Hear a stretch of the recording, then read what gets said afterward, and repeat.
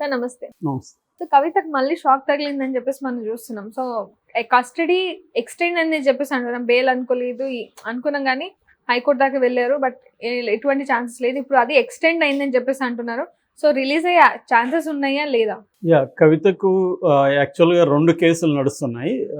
ఒకటేమో CBI case, రెండోది ED case. So CBI కేసులో ఆల్రెడీ కూడా 20వ తేదీ వరకు ఆమె కస్టడీ ఉంది ఆల్రెడీ. ఈ రోజు జరిగింది వచ్చి ఈడీ కేసు. ఈడీ కేసులో కూడా ఆమెకు మళ్ళీ ఎక్స్టెండ్ అయింది కస్టడీ, అంటే 20 వరకు. సో ఈ 2 కేసుల్లో బెయిల్ రావాలి, ఆమెకి విడివిడిగా రావాలి. ఒక కేసులో బెయిల్ వచ్చినా ఇంకొక కేసులో బెయిల్ రాకపోయినా ఆమె జైల్లో ఉండాల్సింది. సో ఈరోజు ఈడీ 8,000 పేజీల ఛార్జ్షీట్ దాఖలు చేస్తుంది. ఇంకా అనుబంధ ఛార్జ్షీట్లు కూడా దాఖలు చేస్తున్నాయి. దీంట్లో ఏంటంటే నాకు తెలిసి ఇప్పటికే 2 కలిసి 70,000 పేజీలకు పైన ఛార్జ్షీట్లు ఉన్నాయన్నమాట.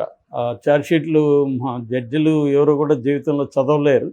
ఎందుకంటే 30,000 పేజీలు ఎవరు చదువుతారు? అందులో ప్రధానమైన ఇవి మాత్రమే చదువుతారు. బట్ వీళ్ళు పేజీలు పెడతారు. ఇది అలవాటు అన్నమాట. అలాగా ఈడీ ఒక 30 పేజీలు, సిబిఐ ఒక 25,000 పేజీలు, అదొక 30,000 పేజీలు, ఇలాగా 1000 పేజీలు పెట్టారు. ఇప్పుడు ప్రజెంట్ ఈమె కేసులో 8,000 పేజీలు చేసింది. ఇంకా కూడా అనుబంధ ఛార్జ్షీట్ కూడా వేస్తామని చెప్పింది. మామూలుగా ఈడీ కానీ సిబిఐ టెక్నిక్ ఏంటంటే ఎవరికైనా బెయిల్ రాకూడదు అనుకుంటే వాళ్ళు ఏం చేస్తారంటే అనుబంధ ఛార్జ్షీట్లు వేస్తూనే ఉంటారు. ఇప్పుడు ఇక్కడ మన వివేకానంద రెడ్డి కేసులో కూడా అనుబంధ ఛార్జ్షీట్లు వేస్తూనే ఉన్నారు. ఇంకా ఫైనల్ ఛార్జ్షీట్ వేయలేదు. అంటే వాళ్ళు కేసుని డ్రాగ్ ఆన్ చేయాలనుకుంటే వాళ్ళు ఫాలో అయ్యే టెక్నిక్ ఇదనమాట. మామూలుగా ఇండియాలో ఐపీసీ ప్రకారం, సిఆర్పిసి ప్రకారం క్రిమినల్ జస్టిస్ సిస్టంలో ఏంటంటే 60 నుంచి 90 రోజుల లోపల కానీ ఛార్జ్షీట్ వేయకపోతే డిఫాల్ట్ బెయిల్ ఇవ్వచ్చు అనేది చట్టం ఉంది. కానీ కోర్టులు దాని కింద ఇవ్వకుండా వీళ్ళు ఏం చేస్తుంటారంటే ఇంకా విచారణ అవసరం ఉంది, ఈ అనుబంధ ఛార్జ్షీట్ వేస్తున్నాం, ఇంకొన్ని విషయాలు తెలియాల్సి ఉంది అని చెప్పి వాళ్ళు టైం తీసుకుంటూ ఉంటారు. ఆ మధ్య కూడా సుప్రీంకోర్టు హేమంత్ సొరేన్ అసిస్టెంట్కి సంబంధించి ఒక కేసులో ఈడీని ప్రశ్నించింది, విసుక్కునింది కూడా. అంటే కొంత ఈడీ మీద ఒక రకమైన విసుగు కూడా ప్రదర్శించింది. అంటే ఏంటి మీరు అతనికి డిఫాల్ట్ బెయిల్ రానియకుండా చేయడానికి మీరు అనుబంధ ఛార్జ్షీట్లు వేస్తూనే ఉన్నారా అనేది కూడా ఈడీని అడిగింది. సో ఇది రొటీన్గా చేస్తూ ఉంటారు. ఎవరైనా ప్రముఖులు ఉన్నప్పుడు మాత్రమే కనీసం వాళ్ళకి పెద్ద అడ్వకేట్లు ఉంటారు కాబట్టి ప్రశ్నిస్తుంటారు. మామూలు పీపుల్ అయితే అది ప్రశ్నించే స్తోమత కూడా ఉండదు. అందుకనే మనకి 70-80% ఖైదీలు జైళ్ళల్లో వాళ్ళకి శిక్ష పడకుండానే నిర్దోషులు కానీ జైళ్ళల్లో సంవత్సరాల తరబడి కూడా ఉంటారన్నమాట. దీనికి ప్రధాన కారణం ఏంటంటే కోర్టుల్లో వీళ్ళు తేల్చరు. ఇన్వెస్టిగేటివ్ ఏజెన్సీ తేలిస్తే త్వరగా అవుతాయి. అందుకని కేసులు కూడా మనకి దాదాపు 5 కోట్ల కేసులు పెండింగ్లో ఉన్నాయి. సుప్రీంకోర్టులో 55,000 కేసులు పెండింగ్లో ఉన్నాయి. ఇవన్నీ ఎందుకు ఉన్నాయంటే రకరకాల కారణాలు. అందులో ఒక కారణం ఇన్వెస్టిగేటివ్ ఏజెన్సీలు త్వరగా చేయరు. వాళ్ళని అడిగితే వాళ్ళ సమస్యలు వాళ్ళు చెప్తారు. మాకు కేసులు ఎక్కువ ఉంది, స్టాఫ్ తక్కువ ఉంది, మేము చేయలేము అనేది వాళ్ళు చెప్తుంటారు. బట్ దీంట్లో రాజకీయ కోణం కూడా ఉంటుంది. ముఖ్యంగా ఇలాంటి వాళ్ళని ఏంటంటే ఎక్కువ కాలం జైల్లో పెట్టాలంటే రాజకీయ కోణం ఏంటంటే వాళ్ళని బయటికి తీసుకురాకూడదంటే ఛార్జ్షీట్లు వేస్తూ ఉండాలి. సో అలాగా కవితకి రేపటితో 2 నెలలు అవుతుంది. ఎందుకంటే March 15th ఆమెను అరెస్ట్ చేశారు. 10 రోజులు కస్టడీలో పెట్టుకున్నారు. మధ్యలో మళ్ళీ సిబిఐ 3 రోజులు కస్టడీలోకి తీసుకుంది. ఓవరాల్గా ఆమె 2 నెలల నుంచి ఇటు ఇన్వెస్టిగేటివ్ ఏజెన్సీల కస్టడీ కావచ్చు, తిహార్ జైల్లో ఉమెన్ ప్రిజన్ కావచ్చు, మొత్తానికి ఆమె అక్కడే ఉంది. అయితే ఇప్పుడు బెయిల్ వచ్చే అవకాశం ఉందంటే ఆల్రెడీ రౌస్ అవెన్యూ కోర్టులో బెయిల్ రిజెక్ట్ అయింది. ఇప్పుడు హైకోర్టుకి వెళ్తున్నారు. హైకోర్టులో ఖచ్చితంగా రిజెక్ట్ అవుతుంది. ఎందుకంటే పిఎంఎల్ఏ చట్టం నేను ఆల్రెడీ చాలాసార్లు చెప్పాను. పిఎంఎల్ఏ చట్టం అనేది వెరీ రిగరస్గా ఉంటుంది. అందులో ట్విన్ కండిషన్స్ మీట్ అవ్వాలి.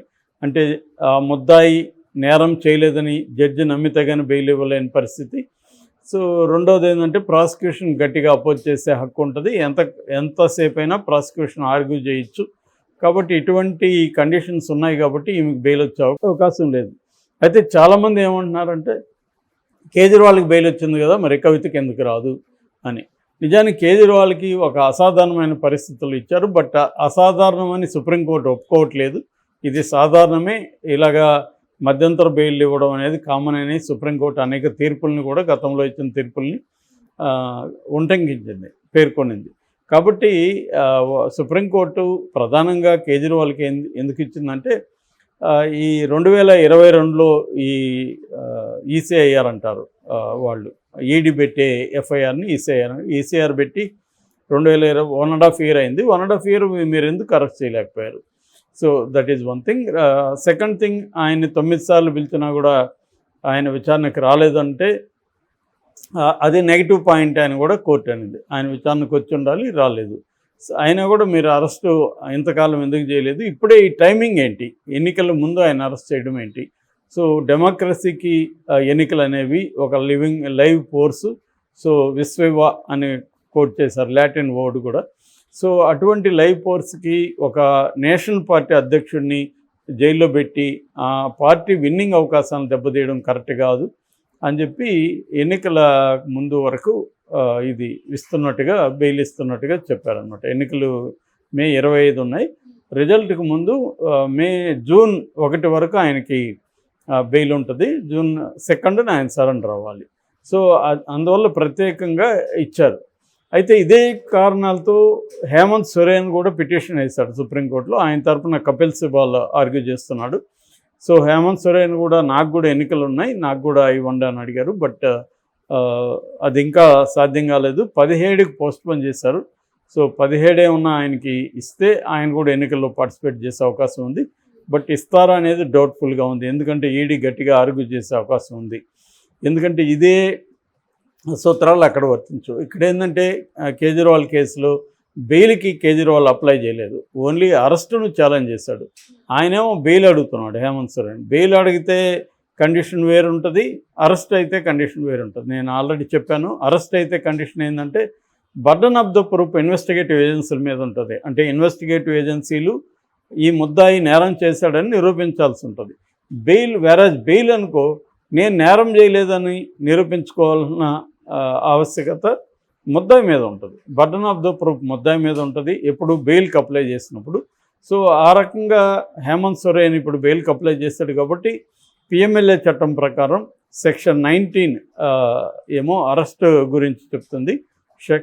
సెక్షన్ 45 ప్రకారం హేమంత్ సోరెన్ తాను నేరం చేయలేదని నమ్మించాలి జడ్జిని. అది పెద్ద వ్యవహారం అవుతుంది. పబ్లిక్ ప్రాసిక్యూటర్ కూడా చాలా స్ట్రాంగ్గా అపోజ్ చేస్తారు. కాబట్టి హేమంత్ సోరెన్కి బెయిల్ రావడం అనేది very very difficult thing. So ఒకవేళ హేమంత్ సోరెన్కి కూడా వస్తే అప్పుడు కొంత కవితకు కూడా ఛాన్స్ ఉండే అవకాశం ఉంది. ఎందుకంటే ఈడీ కేసుల్లో ఇట్లా మధ్యంతర బెయిల్ ఇవ్వడం మొదలు పెడితే సుప్రీంకోర్టు, ఇంకా దీంట్లో చాలామంది కూడా వచ్చే అవకాశం ఉంది. ఇదొక అప్పుడే అన్నారు, కేజ్రీవాల్కి బెయిల్ ఇస్తే ఇది ఒక ప్రెసిడెంట్గా మారే అవకాశం ఉంది, ఆయన ఇదే బెయిల్ని మాకు కూడా ఇవ్వండి అని అనేక మంది అడిగే అవకాశం ఉందనేది అప్పుడు చెప్పారనమాట. సో ఆ రకంగా తీసుకున్నప్పుడు కవిత కూడా అడిగే అవకాశం ఉంది. కానీ ఫస్ట్ అయితే కవిత ఇప్పుడు బెయిల్కి వేసింది కాబట్టి సుప్రీంకోర్టుకి డైరెక్ట్గా వెళ్ళే అవకాశం లేదు. సుప్రీంకోర్టుకి డైరెక్ట్గా వెళ్తే ట్రయల్ కోర్టులో పోయి ట్రై చేసుకుంటారు. సో లేదు, ట్రయల్ కోర్టు అయిపోయింది కాబట్టి హైకోర్టుకి వెళ్ళమంటారు. డైరెక్ట్గా సుప్రీంకోర్టు బెయిల్ని పిటిషన్ని యాక్సెప్ట్ చేసే పరిస్థితి కూడా ఉండదన్నమాట. అరెస్టు ఛాలెంజ్ కాబట్టి అది యాక్సెప్ట్ చేసింది. అందుకని ఇప్పుడు వీళ్ళ పద్ధతి ప్రకారం వెళ్ళాలి, కింద నుంచి rows avenue court, high court, supreme court అలా వెళ్ళాలి. ఇప్పుడు ఒకటి అయిపోయింది, రౌస్ అవెన్యూ కోర్టు, హైకోర్టుకి వెళ్ళింది. హైకోర్టులో తేలితే ఈమెకి బెయిల్ వస్తుంది, లేదంటే మళ్ళీ ఈమె సుప్రీంకోర్టుకి వెళ్తుంది. నాకు తెలిసి ఈమెకైతే ఇప్పుడు బెయిల్ వచ్చే అవకాశం లేదు. నేను చాలాసార్లు చెప్పాను కూడా అది.